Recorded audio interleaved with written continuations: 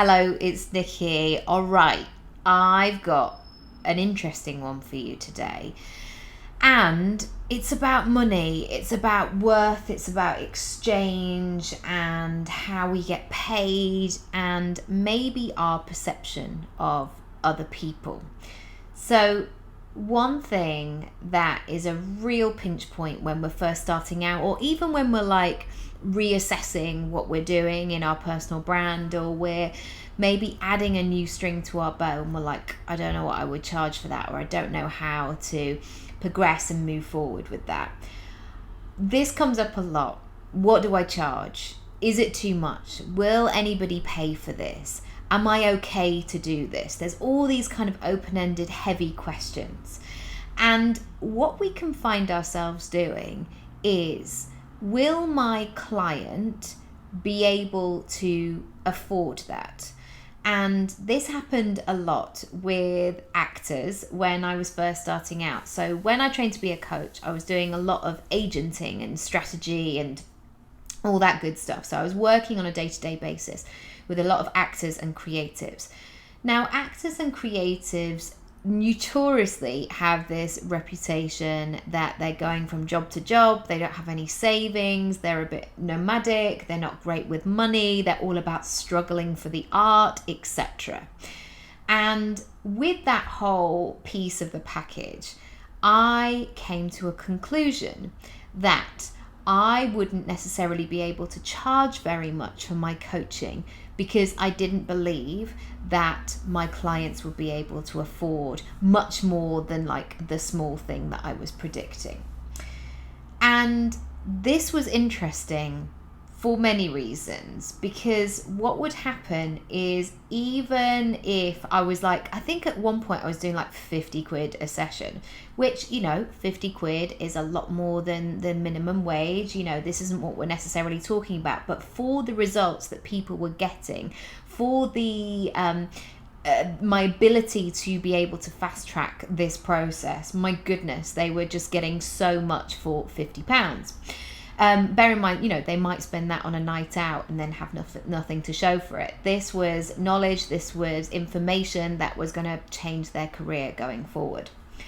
And what I found was, I would sometimes even do a complimentary call before the 50 quid, and I would have a conversation with people. And they would be having a chat and they'd be like, yeah, this is exactly what I need. Yeah, oh good. Yeah, I do like the way that you work, but I can't afford it. And what would happen then is I would start to squash my price and go, well, maybe we could do like 2 for 1, or maybe I could like throw in an extra course, or maybe I could do X, Y, and Z. And I had all of my focus on, did I think that my client could afford it? Never did I question, and this is going to be the game-changing shift, whether I could afford to do it. Could I afford to give up my time, my energy, my expertise, my windows of opportunity to earn income to support this person who wasn't going to sort of meet me halfway? And I suddenly had that realization of thinking, actually, I would prefer not to do that session. And sometimes in the short term, that can be a really hard decision to make because, you need to get that cash flow going. But after a while, I was able to stop and go, no, actually, that hour of my time would be much more worthwhile spent working on a sales page, or putting together a passive income product, or spending an hour connecting with people on LinkedIn and landing some really great speaking gigs. And so therefore, I would love to know your thoughts on this. Are you finding that you're constantly kind of scrimping and saving yourself and feeling burnt out and not feeling like you can fully support yourself in that moment, but yet for your clients, you're going above and beyond? There's 2 more points to this. The second is, often, we don't know how much money people have. We don't know what is available to them. And I guess there's 3 more points really, but we don't know what's available to them. And quite often, if we want to do something, and that motivation and that connecting with why is strong enough and is shining bright, we can get really creative of how we make this money, or maybe borrowing this money, or maybe selling something and getting really creative. So there's always those options that sometimes when people are not willing to part with that small amount of money, maybe they just don't want it enough. Maybe it's not the right time. Maybe they're not at a place where they really understand why they need to do this right now. And the final point I want to make is you can be discerning about what you say yes or no to. And one thing that I've noticed time and time again is people don't assume that they have to pay you. So sometimes by saying, no, actually, this is my job and this is what I get paid for, can be brand new information to them. And they might do that slightly, oh, right, okay, sure, I'm going to have to come back to you.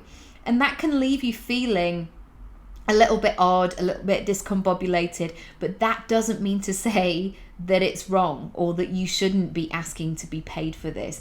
In fact, it just means like they've never had that conversation before, or somebody's not being brave enough to bring that up in the early conversation.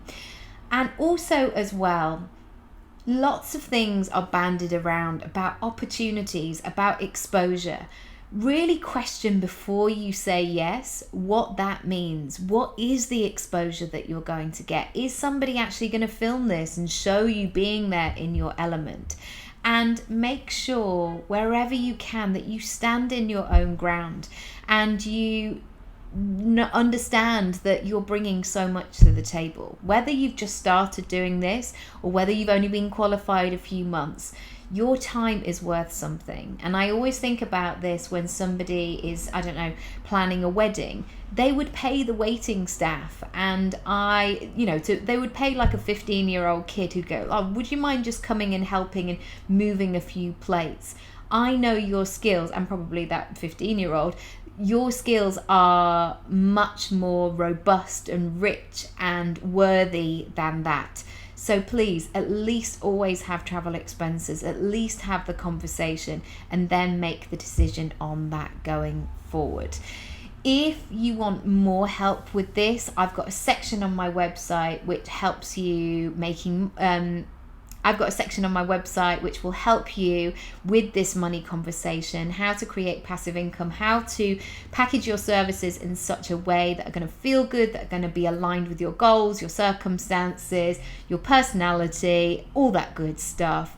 If you're not already, please subscribe. Please come and join me. There's loads of other videos and podcasts and content all ready for you, and I'll catch you again very soon. Bye.